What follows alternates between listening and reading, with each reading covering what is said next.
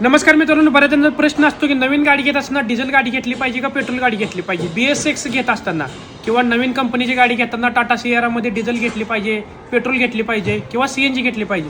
जर डिझेल घेतली तर काय प्रॉब्लेम होईल, पेट्रोल घेतली तर काय प्रॉब्लेम होईल, कधी कुठं कुठली गाडी घ्यायची, या सगळ्या गोष्टी आपण या व्हिडिओमध्ये सांगतो मित्रांनो.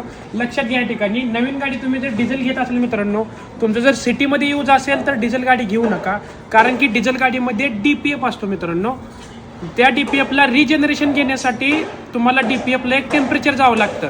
ती जर टेम्परेचर तुम्ही सिटीमध्ये यूज करत असताना जर घेत नसेल गाडी, कारण की कसं असतं सिटीमध्ये तुम्ही शॉर्ट टायमिंगसाठी चालवत असता गाडी, त्याच ठिकाणी जर गाडीला टेम्परेचर जेवढं पाहिजे जर नाही घेतलं तर DPFचा प्रॉब्लेम येतात. खूप साऱ्या गाड्या फसलेत मित्रांनो. या ठिकाणी सगळ्यात जास्त प्रॉब्लेम येतो डिझेल गाड्यामध्ये, म्हणजे किया आणि क्रेटाला. आता ती जर गोष्ट तुम्ही सियारामध्ये घेतली, सियारामध्ये पण सेमच टेक्नॉलॉजी यूज केलेला आहे मित्रांनो. त्यामुळे लक्षात घ्या, जर नवीन गाडी घेत असाल आणि तुम्ही जर सिटीमध्ये यूज करत असाल तर डिझेल गाडीला अवॉइड करा. लॉंग डिस्टन्स रनिंग असेल तर डिझेल गाडीला जाऊ शकता नक्की.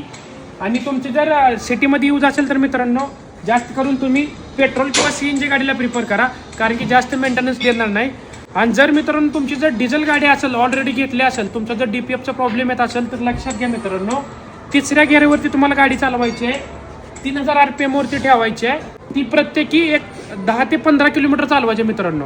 आणि ही जे शेड्यूल आहे प्रत्येकी 3000 किलोमीटर नंतर रिपीट करायचं आहे. त्यामुळं तुम्हाला काय होईल मित्रांनो, तुमच्या गाडीची जर DPFची लाईट लागत असेल तर ती प्रॉब्लेम तुमचा त्या ठिकाणी सॉल्व्ह होऊन जाईल. खूप महत्त्वाचा व्हिडिओ आवडला तर लाईक करा, आपल्या मित्रांबरोबर शेअर करा आणि या पेजला